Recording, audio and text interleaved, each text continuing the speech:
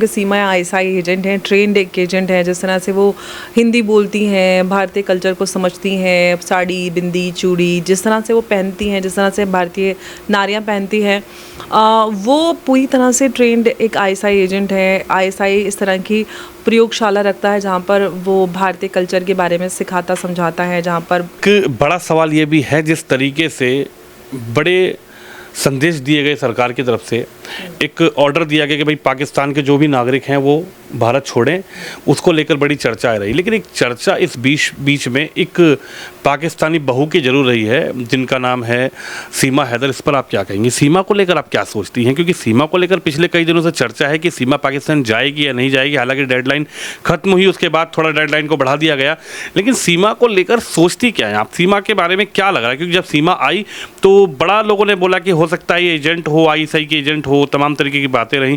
क्या कहेंगी?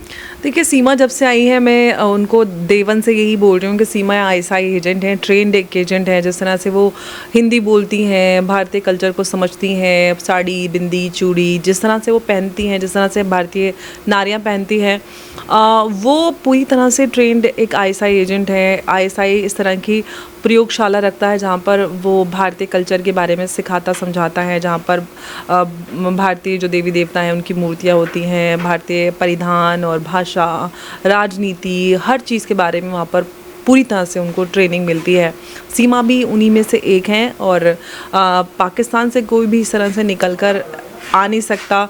और कोई भी वहाँ पर कुछ भी जो कुछ भी होता है, कोई बोलता है चलता है, वहाँ पर बिना आईएसआई और आर्मी की मर्ज़ी के परिंदा भी पर नहीं मार सकता। ऐसे में सीमा हैदर पाकिस्तान से इंडिया आ जाती हैं और पूरी तरह से उनकी हिंदी इतनी अच्छी है, वो सब कुछ करती हैं, डांस भी कर लेती हैं, सब कुछ कर लेती हैं, उनको सब कुछ आता है। और एक बात और कि सीमा हैदर जिस तरह से व्लॉग उन्होंने यूट्यूब चैनल्स बनाए, उनके कई सारे चैनल हैं, सोशल मीडिया पे बहुत एक्टिव रहती हैं, व्लॉग बनाती हैं, हर चीज़ को वो रिकॉर्ड करके सोशल मीडिया पे डालती हैं। अब जब से ये पहलगाम वाली घटना हुई है, तब से आपने उनका कोई वीडियो या कोई अपडेट नहीं देखा, वो पूरी तरह से गायब हैं। वो सीमा हैदर जो होली दिवाली और अब खाने का कुछ आ गया, अब ये आ गया, घर में ये आ गया, घर बन गया, घर में वो आ गया, एक एक चीज़ के बारे में व्लॉग करती हैं, वो सीमा हैदर पहलगाम की घटना पे एकदम खामोश है और पिछले 10 दिन से गायब हैं। तो मैं इसी पर आपको रोकता हूँ मैम, इसी पर मैं आपको देख रहा हूँ, जिस बात को आपने चर्चा की है, थोड़ा सा मैं आगे बढ़ाता हूँ। ये सीमा का ऑफिशियली अकाउंट है, सीमा सचिन, जिसका 10 नंबर है, 18 लाख लगभग फॉलोवर हैं। और ये इनकी लास्ट वीडियो जो है, मैं बार 19 लाख लगभग 19 लाख हो गए, 52,000 ये वीडियोस चली है इनकी। और ये 9 दिन यानी कि ये 22 तारीख को ही ये वीडियो इनकी लगी है। पार्ट 2 ब्लॉग सासू माँ को दिलाए एक प्यारी सी गोदरेज अलमारी। इस पर आप क्या कहेंगे? 22 तारीख की घटना होती है, ये वीडियो आती है, उसके बाद 22 तारीख से लेके अब तक सीमा हैदर जो सोशल मीडिया पर आपने कहा कि भाई आज होली है, दिवाली है, रक्षाबंधन है, 15 अगस्त है, 26 जनवरी है, तिरंगा लहर रहा है, श्री राम के नारे लग रहे हैं, तमाम तरीके की जो भी हमारे संस्कृति है उसके जुड़ी हुई बातें करती थी।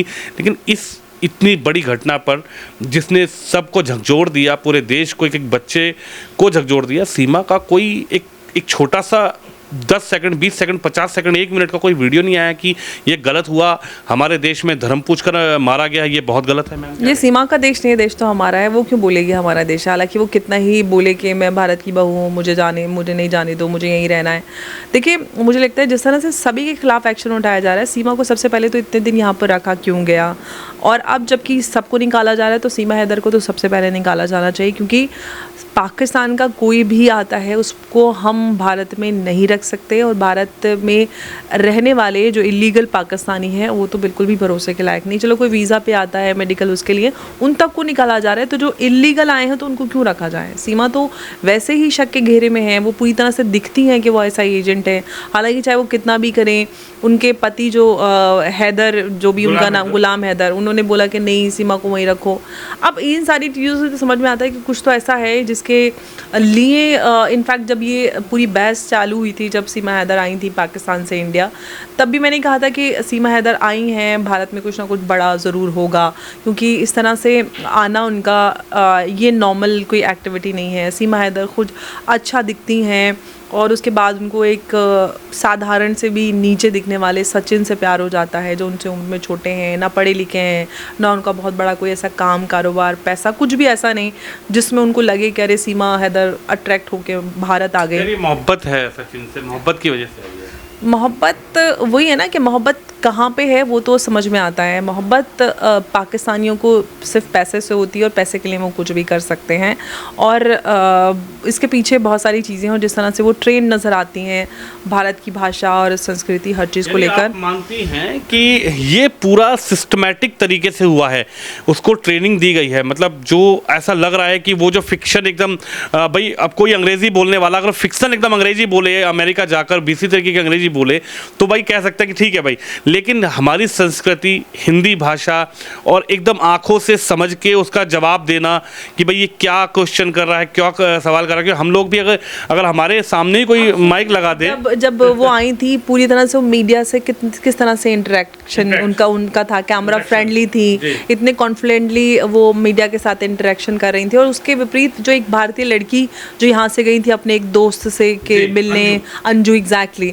वो मीडिया के सामने बिल्कुल नहीं आई थी, उनको मीडिया के सामने आने ही नहीं दिया गया। तो वो जिस तरह से, और इनफैक्ट वो सचिन बोलता भी था तो उनका बाजू दबा देते थे सीमा, आपने देखा भी होगा बहुत सारे इंटरव्यूज़ में जब मीडिया पूरे भारत की वहाँ लगी हुई थी। तो उससे दिखता है कि वो उनको या तो मीडिया अटेंशन चाहिए, और मीडिया अटेंशन के ज़रिए वो बहुत सारा कुछ गेन भी उन्होंने किया, इतने सारे चैनल्स बनाए, सब्सक्राइबर मिले, लाखों रुपया महीने का कमाती हैं, सेलिब्रिटी स्टेटस उनका मिल गया, उनका एक एक कदम न्यूज़ बन जाता है। तो ऐसे में सवाल ज़रूर हमें अपने ऊपर भी खुद झांकना चाहिए कि हम कैसे लोगों को वो सम्मान और वो स्थान दे रहे हैं जो बहुत सारे लोग बहुत सारी मेहनत के बाद भी नहीं कमा पाते हैं। तो सरकार को भी ध्यान देना चाहिए कि जब सबके खिलाफ कार्रवाई हो रही है तो सीमा हैदर को क्यों भारत में रखा जा रहा है। डॉक्टर ए पी सिंह उनके वकील है, वो कह रहे हैं अगर सीमा यहाँ से चली गई तो उनकी जान को खतरा है, वहाँ पर जाएंगी सीमा तो सीमा के साथ कुछ भी हो सकता है, सीमा जिंदा रहे नहीं रहे, मानवता के आधार पर उनको यहाँ रखना चाहिए भारत में।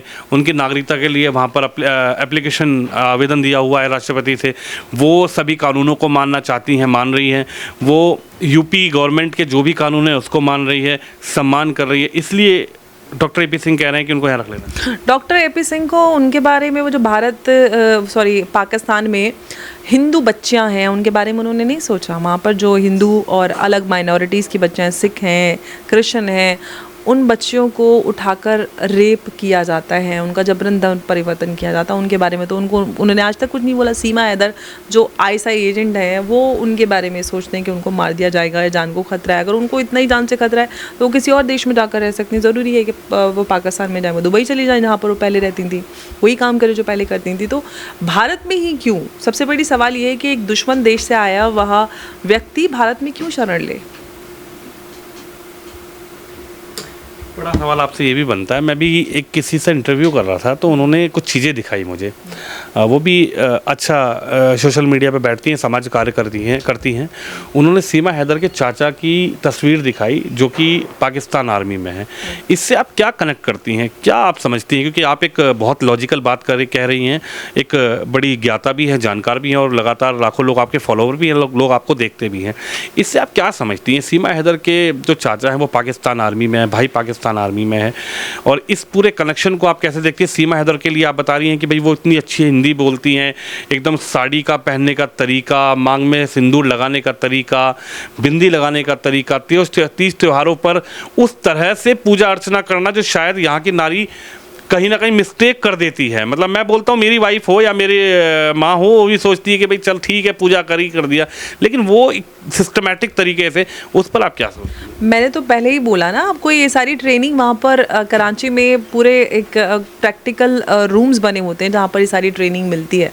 तो वो ट्रेंड ISI एजेंट, मैं तो इस बात को कह चुकी हूँ, पहले ही मैंने इस बात को कहा, आज से नहीं, मैं पिछले कई सालों से जब से वो आई हैं तब से बोल रही हूँ कि इस तरह से ट्रेनिंग दी जाती है। ये बात तो पूरी तरह से क्लियर है कि कुछ ना कुछ तो ज़रूर दाल में काला है। जो पाकिस्तान से सीमा हैदर यहाँ पर आती हैं, वो भी चलिए कोई बहुत गुड लुकिंग या बहुत अच्छा लड़का होता तो हम समझते भी। अब वो लप्पू सा सचिन वाली एक आंटी बहुत मिथिलेश भाटी जी वायरल हुई थी, लेकिन उनकी बात में दम तो था। अब बताइए कि ऐसा क्या है कि आप एक आम भी नहीं है, आम से भी नीचे आ जाता है, बड़ा कमज़ोर सा पतला सा लड़का है। तो ऐसे में सबा और सीमा हैदर खुद अच्छा दिखती हैं। तो हालांकि बहुत सारे लोग कहते हैं कि प्यार अंधा होता है, लेकिन पाकिस्तान से आप हिंदुस्तान आ जाते हैं, चलो कोई आप किसी के साथ रह रहे हैं, समझ में आता है, आस पड़ोस या दोस्त हैं, तो आप किसी को समझ के किसी से प्यार करें, लेकिन आप दूर से यहाँ आ जाते हैं तो बड़े सारे सवाल खड़े होते हैं। और वो भी, और ये भी बात उस वक्त सामने आई थी कि वो उस समय जब वो सचिन के संपर्क में आई, वो दिल्ली एनसीआर के और भी लड़कों से बात कर रही थी। तो ये उनका टारगेट था, जो फंस गया वो उसके ज़रिए भारत आ गई। अब आपको क्या लगता है, पाकिस्तान को सीधा जवाब मिलने वाला है कि भाई छेड़ेगा तो छोड़ेंगे नहीं? बिल्कुल, पाकिस्तान को जवाब तो ज़रूर बनता है। 78 सालों से पाकिस्तान ने जितने ज़ख्म दिए हैं भारत को, एक बहुत बड़ा जवाब तो बनता है। और ये भारत की जनता ही नहीं, पाकिस्तान की जनता भी कहती है कि इस आर्मी को मोदी जी एक सबक ज़रूर सिखाएं, ऐसा सिखाएं कि उनकी ज़िंदगी में भी शांति आ जाए। भारतीयों को तो शांति चाहिए ही, लेकिन पाकिस्तानियों की भी यही मांग है। एक आखिरी सवाल, जो हिंदुस्तान में जयचंद बैठे हैं उन पर क्या कहेंगे? देखिए, उन पर बड़ी कार्रवाई होनी चाहिए। और आज जब हम एक वॉर के दौर में हैं, जब हमारा पाकिस्तान के साथ इतना बड़ा एक मसला है, ऐसे में जब वो लोग जो देश की सेना और सुरक्षा जो बल हैं उनके ऊपर सवाल उठाते हैं, तो बड़े कदम उठाने ज़रूर बनते हैं। Freedom of speech and expression वो वहाँ जाकर एग्जिबिट करें जहाँ से ये इसके दर्ज मिलते हैं। आप वो बड़ी बड़ी ताकतें जो freedom of speech and expression, humanity और इस सारे चीज़ों के सबक सिखाते हैं, उन देशों में ये कहीं पे भी नहीं पाया जाता। तो हमें अपनी देश की सुरक्षा को मजबूत बनाए रखने के लिए जो भी कदम आवश्यक हैं उसको उठाना बहुत ज़रूरी है, चाहे कोई राजनीतिक कोई व्यक्ति हो या कोई सोशल मीडिया इन्फ्लुएंसर हो। कोई भी अगर उसकी अवहेलना करता है, सुरक्षा के साथ कहीं से भी नज़र आता है कि वो कॉम्प्रोमाइज़ कर रहे हैं, तो सख्त कार्रवाई बनती है।